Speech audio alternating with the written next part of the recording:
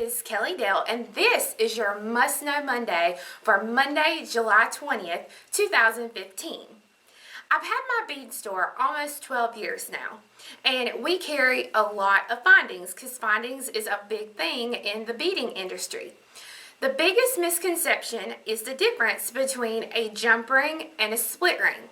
So today, I'm going to show you the difference between a jump ring and a split ring, and I'm going to show you a great tool for opening jump rings and split rings. Here before you are 2 split rings and 2 jump rings. Far away, there's no difference to be told, but up close, there's quite a bit of difference. A split ring is what we're going to start off with. And as you can see, a split ring looks like a miniature key ring. They come in various sizes. This is a 5mm here. And as you can see, it's quite small. And then this one is a 7mm. And you can see it's larger. So split rings are really great because they allow your pieces not to come apart. They make a great tool for split rings. They're called split ring pliers. I have 2 different split ring pliers here in front of you. I have this one, this black handle one here, which is really great for sterling silver or silver filled findings. This silver one here is really great for silver plated findings and gold plated findings. As you can see, it has a straight bottom, completely flat, but the top has a little prong to it that when pressed down, it separates the split ring.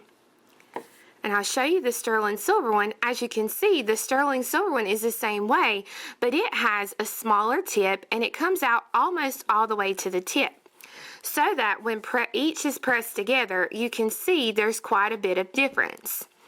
The sterling silver one is great because when you press the sterling, it allows your split ring to open. Well,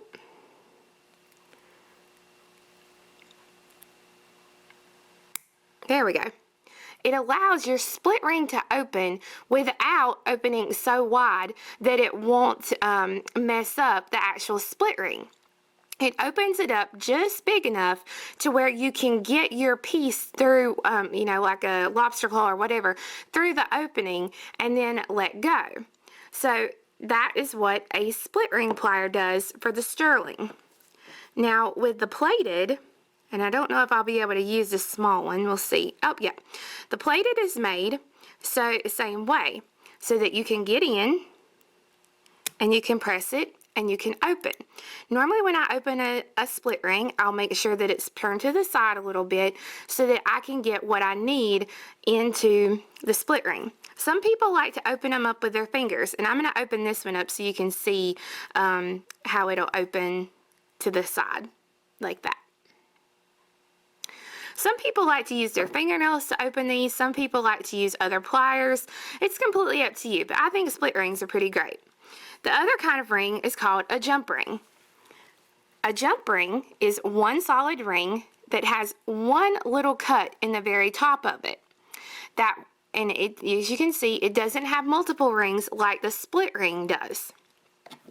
To open a jump ring, they make a really neat little jump ring tool opener that actually goes on your finger and you twist it, or you can use 2 pliers.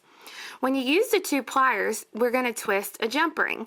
So let me grab my pliers real quick so that I can show you how to do this. When I open up my jump rings, I normally like to have 2 tools. I like to have either 2 flat nose, 2 round nose, or a round nose and a flat nose. And as you can see, the cut on my jump ring is here at the very top. And I'm going to grab a hold of each side, and I'm going to twist that jump ring apart. So that way then you can slide on whatever you need to slide on. And then you grab a hold of the other side and you twist back together. And when you twist back together, now you can see that I have the closed jump ring. The biggest mistake I see people make is when they put their plier inside and they open it up. Well, see what's happened when you've opened it up? You've lost that nice, perfect circle. And no matter how hard you try, it's hard to get it back exactly perfect. And you can see here, my ring is open just a little bit. That's the problem people have a big problem with. And what I tell them to do is you want to twist and push together as you twist to get that back closed. But once you've kind of taken your plier and you've opened it like this, it's hard to get that back closed the way that it should be. So that's the thing to always think about when using a jump ring. My favorite jump ring to use is called a twisted jump ring, which is just a jump ring that the metal has been twisted. And it's kind of hard to see on a twisted jump ring, but the cut in my jump ring is right here on the very top. So I open it the same exact way. I grab a hold of each side and you twist open and then twist to put it back together.